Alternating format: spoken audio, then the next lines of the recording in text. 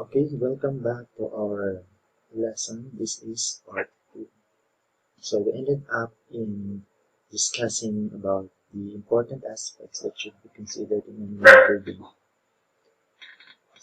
Okay, so number 5, success of animal breeding can be measured as the cumulative result of multiple generations of selection. So this is, I think, I have explained earlier doon sa part 1 sa ending banda.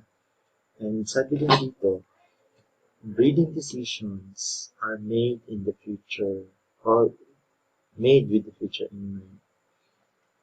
So, ibig sabihin, yung ating goal sa breeding, dapat iniisip natin kung ano yung magiging demand ng market doon sa future. No? Because, syempre, kung ano yung demand ng market, yun dapat yung goal natin.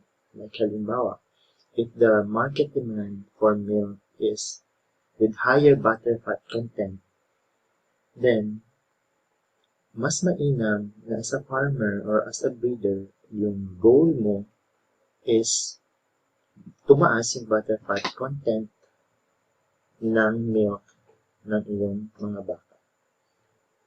Okay? Why does performance in offspring resemble that of the parents? So, bakit nga ba? Why does performance in offspring resemble that of the parents? Resemble, ibig sabihin, kumbaga parang magkatulad, no, dun sa parents. Of course, kasi sabi sa ating genetics, 50% of the characteristics of the father and 50% of the characteristics of the mother will be passed on to the offspring, thus making up 100%. Okay, so kaya magre-resemble talaga siya doon sa parents. So halimbawa, kung meron kang 20 baka and you only use one bull and one bull for every female animals na nag-i-inhit, yung magiging offspring ng mga cows na yun, magre-resemble yun, performance ng mga offspring na yun doon sa bull. Kasi isa lang yung bull. So makikita natin, 50% of the performance ng offspring magkapareho doon sa kanilang sire. Sire, ibig sabihin father. The male parent of the animal, sire. Dam naman tayo, female parent.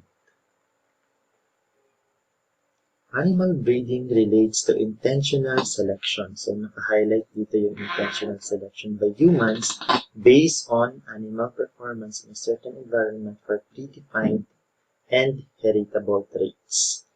Okay, so, sabi, intentional selection. Ito yung sinasabi natin kanina. Magkasing kahulugan siya ng artificial selection. So, kasalungat niya yung natural selection. So, intentional selection, kasi yung farmer or yung breeder, siya yung namimili, no? Kung ano yung gusto niyang traits na gusto niyang i-improve doon sa animals. In a certain environment for predefined and heritable traits. No? Tandaan, heritable traits. However, as in natural populations, there is another force that plays an important role, and that is the force of natural selection. So, we have discussed this also doon sa part 1 ng natural selection. Parang itong COVID-19, do you think this is a natural selection para ikali yung mga hindi na malulusog na mga tao? Pwede. So, ganun din sa animals, no? Natural selection. Usually, yung natural selection at saka artificial selection, indirect yung kanilang relationship. Indirect, ibig sabihin parang they go different ways. No? Halimbawa sa mga cows, yung mga cows na mataas yung production sa milk, usually, sila rin yung mga cows na mahirap mabuntis. Buntis. So, isulat ko dito. So, kung mataas yung kanyang milk production in volume, let's say 8 liters per day, usually, mas mataas na milk production, mas, mas maliit yung chance na mabuntis siya.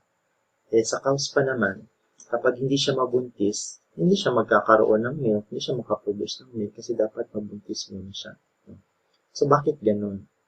So, that is the work of natural selection. Napansin, research says na ganun yung data. Mabubuntis lang yung mga cows pag merong intervention ng tao, such as artificial insemination. Kaya mapapansin natin na sa mga dairy farms, usually, wala talagang natural breeding. Almost artificial breeding lahat.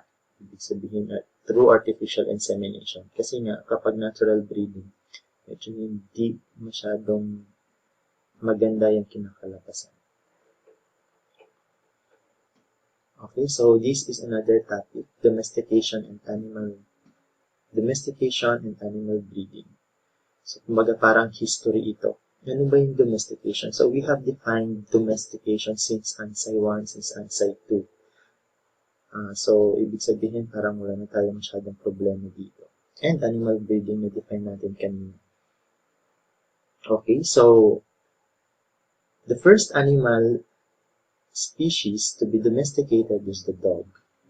Pag sinabi natin species, ito yung halimbawa, dog is a species, cat is a species, horse is a species, cattle is a species. These are species. So, dog daw yung nauna. Estimated to be 12,000 years ago. Nagsimulang ma-domesticate yung dog. So, paano ba nangyari yun? So, nagkaroon kasi ng symbiotic relationship yung tao at saka dog. So, sa isang community, naturally, yung mga dog wild naman. So, syempre, yung mga aso, maghahanap ng kanilang pagkain. So, kung meron sa community, yung community na yun, syempre, may mga tao, magkakaroon sila ng mga waste. Food scratches, yung tinatapon nila, tapos yun yung nagiging source of food ng dog. Ngayon, kasi may source ng food doon, yung mga dog, hindi na lumalayo doon sa source of food, doon sa community. Kasi nandun na yung pagkain nila. So, in return, yung mga dogs, pag may mga dumadating na tao, tumatahol sila. So, nawawarningan ngayon yung mga tao doon sa community kung merong mga bagong tao na dumarating. So, yun yung kanilang naging symbiotic relationship. So, thus, hanggang sa naging companion na yung dog, and then, kasama na nila mag-hunt ng food. So, sabi dito, merong prerequisite for domestication. So, domestication is, ito yung pag-aalaga natin ng mga hayop, under the care,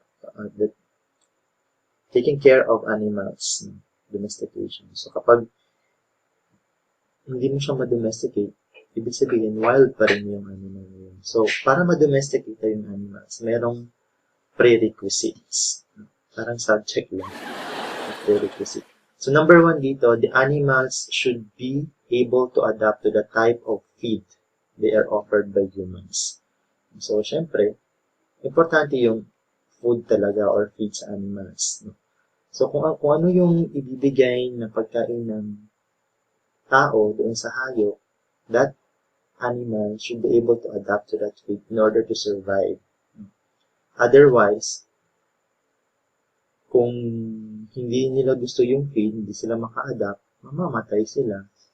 Or aalis sila, maghahanap sila ng lugar kung saan meron silang type of feed na gusto. So that is the number 1. Number 2, animals must be able to survive and reproduce in the relatively close quarters of captivity. So, dapat they are able to survive and reproduce. Ibig sabihin, mabubuhay sila at dadami.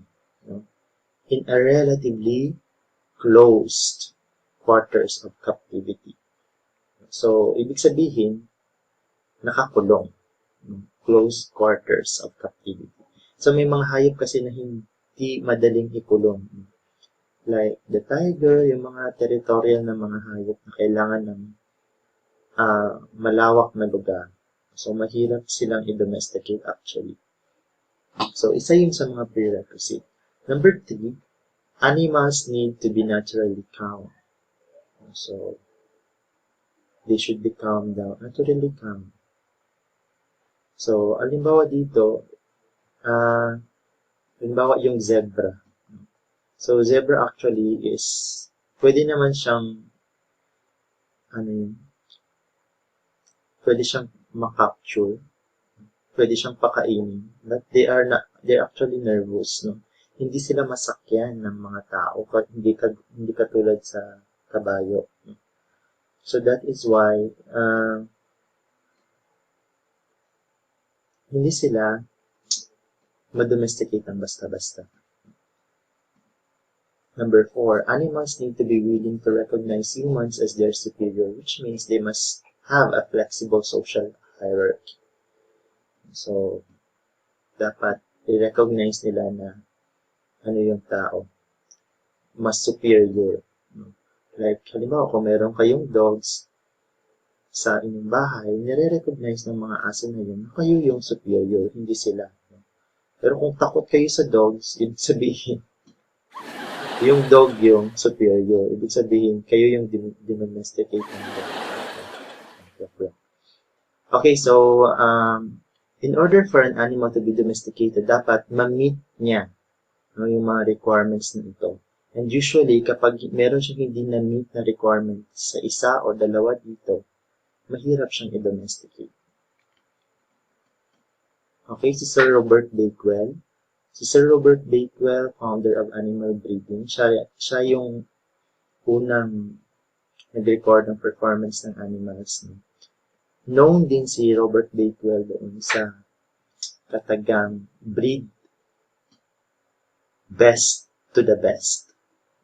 Breed best to the best. Ibig sabihin, yung mga best animals, gagamitin natin as a parent to be mated with another best animal. So, known si Robert Bakewell doon. Siya yung founder of animal breeding. George Mendel. Okay, so I will not discuss this further kasi kilala niyo na ito. Siya yung father of genetics. Ito naman sila Fisher, Wright, Haldane. Meron silang natuklasan about breeding na dapat daw tinitingnan yung genes ng mga animals and not merely on superficial characteristics ng yung hair, length of hair, coat color, dapat hindi lang daw ganun yung tinitingnan. Dapat meron ding tinitingnan about the genetic, actually statistics ito. And we will discuss this further as we go on with our lessons. G.L. Lush is the father of animal breeding, actually father of modern animal breeding. Kasi siya actually ang unang scientist na gumawa ng meron siyang mga contributions sa animal breeding na talaga namang kapaki-pakinabang. Halimbawa yung mga estimated breeding value, saka marami pang iba. Then, J.L. Lush. So, known siya as modern father of animal breeding. Ito naman yung iba. Selection Index Theory, BLUP, Animal Model, and Genomic Selection. So, these are also scientists that have contributed a lot kung ano yung animal breeding ngayon. So, ngayon, genomic selection,